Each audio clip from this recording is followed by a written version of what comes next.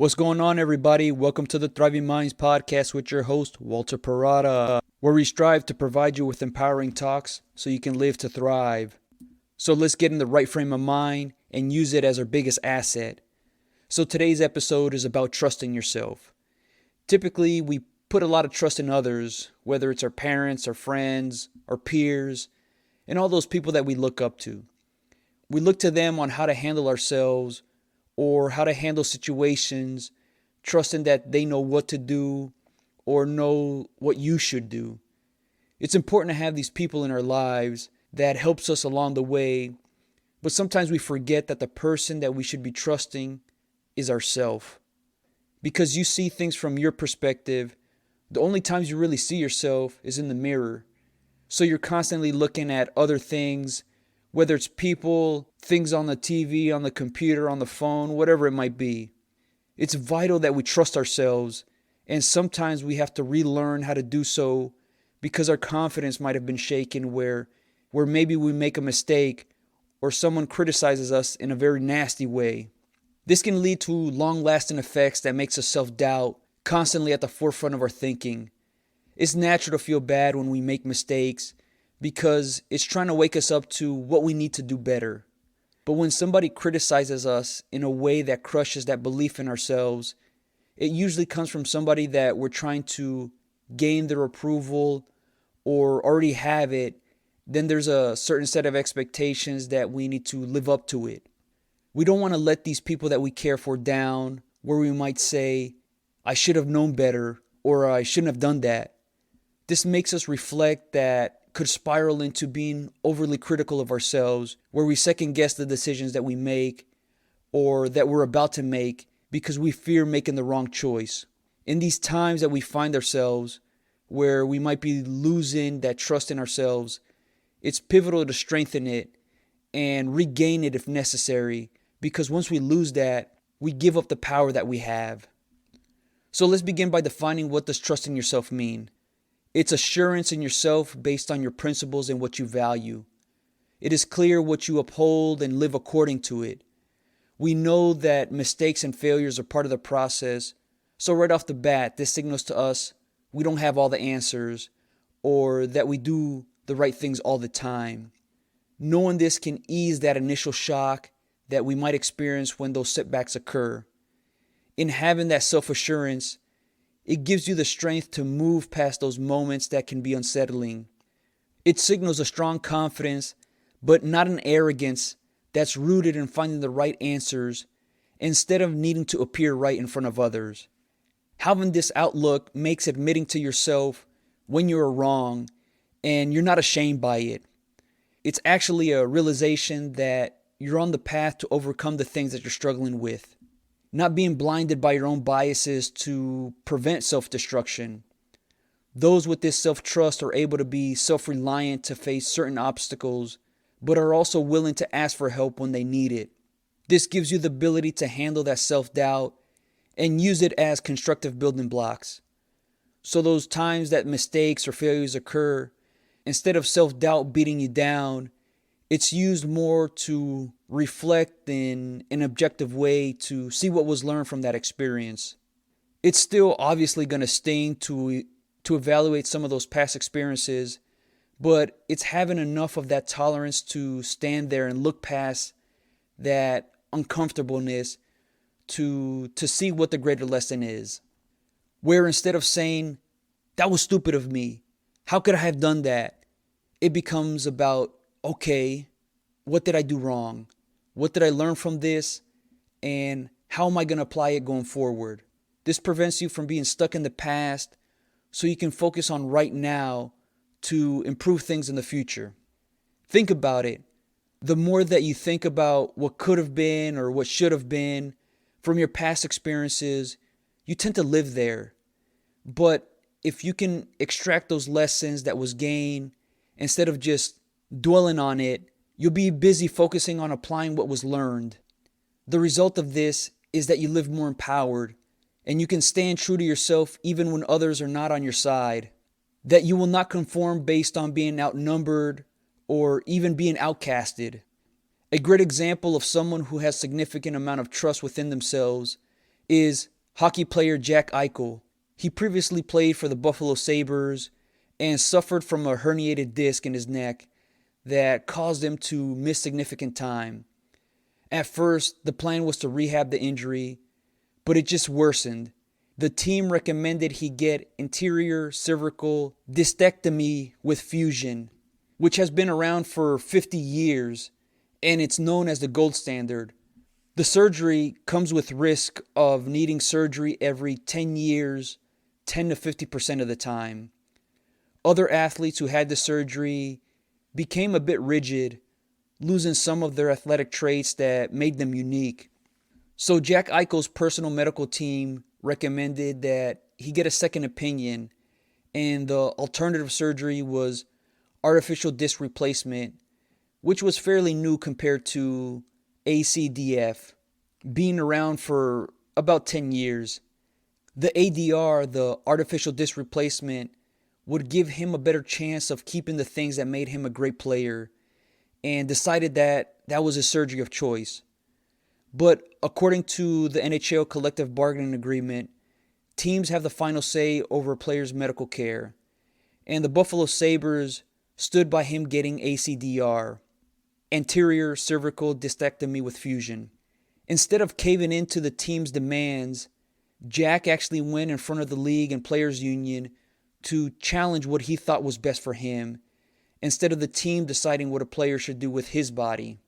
The ADR surgery, the artificial disc replacement that Jack wanted, still carried some risk, and most of the surgeons agreed with the team to proceed with the ACDF, the anterior cervical discectomy fusion. So this led to Jack Eichel requesting a trade and not going forward with the surgery that the team wanted him to have. The team responded by stripping him of his captaincy and shut him down for the rest of the season. Many other teams were interested in trading for him, but were hesitant because of the surgery Jack wanted to have. They weren't comfortable with it. And the Las Vegas Golden Knights were the team that were really interested in him and were willing to allow him to have his surgery of choice, his preferred surgery. Eventually he got traded to them, and the ADR surgery, the artificial disc replacement, came out well and it recovered nicely. He then helped his new team win the Stanley Cup Finals in 2023, just this past year, all because he was willing to trust himself. He gathered the right information from great people around him and decided to go through what was best for him instead of just conforming to the power of the masses. You know, this takes a lot of courage to be able to put yourself first at the expense of what others want you to do. It is difficult when you don't have that consensus on your side and you still go through with being the opposition. Because he was willing to stand up for what he believed in, that opened the door for 2 other players to get that same type of surgery within a year that Jack got his. 6 other players have reached out to Jack just to get advice on the whole situation, as they were unaware that they could stand up for themselves in this way. It's very admirable when someone can handle themselves with this level of conviction and composure to challenge the opposition in a very professional manner. This shows us that we need to be able to trust ourselves and not just go with what information is being told to us. While Jack didn't have the answers about what exactly to do, he gained the information to weigh his options. The easy thing to do would have been to just go with what the team wanted him to do. Just because things have been done in a certain way, in this case the common surgery of the ACDR, is what was commonly accepted as the surgery of choice. But that's not right for everyone. Jack and his team actually took the time to analyze things from different viewpoints, that he took the consideration of what would have been better for him in the long term. While he wasn't being openly defiant just to rebel against the team, he really understood the reasons for why he took his stance. Stories like this can be so monumental to how we should come to trust ourselves a lot more. How many times have we caved in to what others wanted us to do? Sometimes that pressure can be a lot to take on. To build that trust within ourselves, we first gotta just be who we are. Just being true to yourself, not worrying about if others will accept you. It's okay not to be liked by everyone, or even by most people. As long as you like yourself, that's all that matters. The people that are close to you and truly care for you won't care because they're willing to accept you for you. And if they don't, then maybe they're not people that need to be in your life. Because we are social creatures, we do need to be accepted by others to make us feel like we belong. But it shouldn't come at the cost of sacrificing who we really are. So if you're a guy and your buddies like sports and you don't have to force yourself to like it. Or if you're a lady and you like fixing cars and trucks and your girlfriends don't like it, you don't have to give that up. That pressure to conform can feel suffocating. So use that as a sign to break free from needing to behave how others expect you to. In fact, that your expectation should be that you're just yourself. Embrace those things that you enjoy. Others might find it weird, but that's because they're coming from a different viewpoint. We all don't have to like the same things, just like we don't have to all like each other. And that's not a bad thing.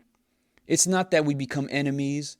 It's just that maybe we don't have a common bond in certain areas. Just because someone is not interested in golf or does not like it automatically makes them anti-golf. It's just some things does not suit them. I can remember in high school, my friends always had these really nice shoes and I didn't. I had these old, rundown, ratty shoes and they didn't care. I just remember being grateful that they accepted me for me. It was all about quality connections between us where we all accepted each other for who we are. I could talk to them about, things that I liked as a kid. And honestly, I'm still that kid, only now with a little bit more experience. There were times where my mom would take me and my sister to Disney World at a moment's notice when I was still in high school and my buddies wanted to do something together over the weekend. And I would tell them, I'm not going to be able to, I'm going to Disney World. And I can remember I would say it with such enthusiasm and energy. And I never felt embarrassed by it, to be able to indulge in my kid-like experiences. And that's just something my buddies embraced me for. Another thing that can help strengthen that trust within yourself is to spend time alone. Be intentional with your time where you're just focusing on yourself, not communicating with others in any way as you'll further explore your thoughts. Many times our own thoughts are not being explored enough to come to understand where our head's at. And when that happens, it leads to feeling a bit lost or confused, where we're less certain of ourselves and are more hesitant, leading to being reactive instead of proactive. That alone time helps clear up many of those things. That gives us a greater sense of who we are, and the more that it's done, the greater the trust is built within us. It gives you the chance to decompress and rejuvenate where things become more manageable. This increases your concentration to allow you to better think more profoundly, where instead of wondering, what am I doing? It becomes, why am I doing it? Knowing your reasons for why you do anything gives you that rocket fuel in your pursuit instead of just running on fumes. It better helps you recognize why you should or should not do things that can make you pivot quickly. If you ever found yourself in that limbo state, like you're just floating around, it can feel like, what am I doing? Where am I going? This can make it feel that time is just passing me by. Alone time helps you get out of that state quicker, where it serves just as a rest stop instead of a long extended stay that keeps you there. Solitude gives you more time to discover yourself instead of being influenced by parents, your friends, your peers, or the media. You give more of your time to let your mind unravel and develop into a new level of independence. People at times think they do us a favor by pushing their own ideas onto us, but what they might overlook is knowing how to effectively be supportive and instead become naggers. They just make us want to rebel or move away from them.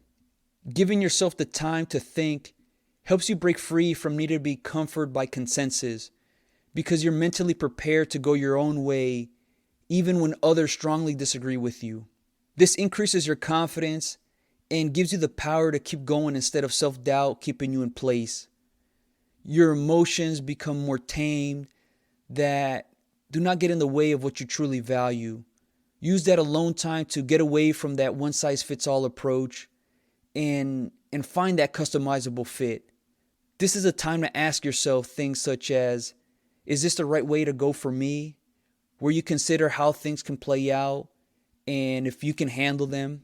What really becomes overwhelming is when we're surprised for the worst, because it means we haven't prepared to withstand it. That alone time gives you the chance to work through things. When you can effectively think things through, it gives you assurance going forward. And with enough time for yourself, you further develop that intuition where you know what feels right to you, where you come to understand things much better because all the little things were noticed that add up to the big picture. Kind of like when you smell something fishy, it raises the alarm like you should pay attention to things. While it's very important to have useful information, that information doesn't tell us exactly what to do. That's where that intuition comes in. It acts as a guide to connect things where you almost fear your way through. Think about how you walk. If you wrote down a step-by-step guide on how to walk, it might seem straightforward, where you put one foot in front of the other and just move forward. But the feel that we develop can be difficult to explain because walking involves transfer of energy that requires balancing, and that is something that must be felt. It's feeling when we're off balance, as we'll sense a level of alertness that signals to regain it. If we happen to trip over something, or if we're about to climb stairs, it makes us adjust to it. Your intuition helps you know where to focus based on feel. Eventually, you'll find what's truly important to you. You've worked through enough of the things that you value, and you'll know the principles that you stand by. When this becomes clear in your life, you can work to remove much of the things that don't align with it, or at least reduce it. This could be having less contact with certain people who do not value the same things that you do, or content that you thought was once important. Sometimes just letting go of certain relationships helps you to be your authentic self, where you don't have to pretend to like certain things to make others feel good. Now, this isn't just being blatantly disrespectful to others that don't agree with what you do, but it's just respectfully moving away from things that you are no longer connected with. It's amazing what we can come to understand when we're intentional with our solitude, that we can shed the persona others want us to have, where we create our own. Generally, the younger we are, the harder it is to go our own way because of our desire to make friends or keep the friends that we do have. Being alone has been labeled as a bad thing, that it might signal that those who are uninteresting. This makes sense from a survival standpoint, since we are social creatures. Our need to be with the herd is what gives us safety, where it's strength in numbers, and those not in the herd signal that something's wrong with them, that it slows down the herd and it puts everyone at risk. So the sick and the old are the first to get eaten by predators, since they're the most vulnerable. This way of seeing things is still carried over today. We don't have that same level of threats today as before, which makes our need to be with the herd less crucial. Instead, being alone should be seen as a sign of taking care of oneself, being comfortable with who you are, and a sign of independence. Now, I'm not saying that being around people is bad for you, but striking a healthy balance between the two can be extremely beneficial. We still need that contact with other human beings because it helps us be better, but with the right people. Another thing that will strengthen that trust within yourself is being decisive.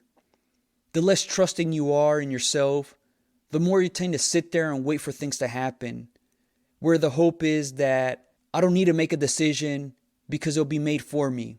The fear of making a wrong decision constantly chips away at our ability to assess things properly. And this generally leads to a life where we're not satisfied with what we have. So to work your way out of this or prevent it from happening, make simple, decisive decisions, and eventually you can work your way up to bigger decisions that gives you confidence that you're comfortable with it. Aim to have your decisions be really sharp, kind of like a well-filed knife. The sharper that knife is, the better you can cut with it. But the duller that knife is, the harder it is to cut what you want. So you're kind of stuck in between, not separating between things, and it just becomes a mess. So some things that you can incorporate into your daily life is deciding what you want to eat for breakfast, even though you may be unsure if you want something like cereal or pancakes. Just make a decision and follow through on it. So an indecisive decision would be saying, I really don't want cereal, but pancakes require some work. Instead, just say, you know what, I'm going to have cereal because I don't feel like going through all the work to make pancakes. Even if you're disappointed with it, at least you're conditioning yourself to make a decision and owning up to it. We're all going to make wrong decisions and bad ones, but that should not stop us from making future decisions. Dwelling on them is only going to prevent progress from happening. Instead, reflect on them and see what was learned, so a bad decision helps us gain information so we can make better ones. We can find out why it was a bad decision and remember certain factors that we can apply going forward. Making a bad or wrong decisions are not final. They're just setbacks, but you can always recover from them. Sometimes they can lead to great things because it helps us realize things that we might blow off when things turn out well, where what is good is taken for granted. Remind yourself that the decisions you make are not all going to turn out well. So be patient and forgiving to yourself. Like anything else, the more that you practice what you do, the better chance you have at improving it. So the more you can get better being decisive, the more trust you have in yourself. See all those decisions that you make as almost like a library of information where you can look back as a reference point to almost help you navigate future decisions. Learn to laugh at some of your bad decisions as it helps to move past being so critical of yourself. It will serve you in the long run when you can decide on things with conviction as opposed to just sitting there and sucking your thumb. A decision made is better than waiting for one to happen. When you make a choice, you exercise that power that you have. Trust in yourself comes down to internal respect, where you've developed your way of thinking to stick to your values and principles, that you're confident enough to go against the norms or what is popular if you deem it necessary. It means that you can tune out the outside noise to listen to yourself, to guide you in difficult moments. I think we all start off trusting ourselves, and somewhere along the way, others convince us that we're wrong, that we're dumb, not enough, or will never be enough. So it damages our confidence so we can somehow listen to them so they can feel good. If you find yourself experiencing this, know that it's not a knock on you. Sometimes people feel good by needing to put others down to make themselves feel important. You can work away from these behaviors by avoiding blaming or being overly critical, and instead surround yourself with the right people who are supportive. There are already enough critics out there, so we might as well find the hidden gems to brighten our outlook. The more in tune or in sync that you become with yourself, the better you understand and develop your sense of what is right for you. You can lean on others for advice and help, but your sense of value in yourself will increase the more you can be independent. It's knowing that you will not always have the answers, but working your way through things brings out that resourcefulness. Uncertainty will be seen more as opportunity, and fear will no longer prevent you from doing things. This leads to leveraging that want to retreat to safety and instead will fight for what you deem worthy. We all have dreams and aspiration to do great things, but those that do are the ones who trust themselves that they can make it happen. Go into your fight believing that you can, and this starts with listening to yourself, finding ways to make it possible. Continuously work on trusting yourself, and you'll be better for it. I hope this episode served you in some ways, and it might hit a note that stings, but just stick with it and really learn to listen to yourself. If you're interested in more topics like this, become a Thriving Minds member at www.thrivingminds.live. It's your personal development resource to help you live empowered. All right, until next time.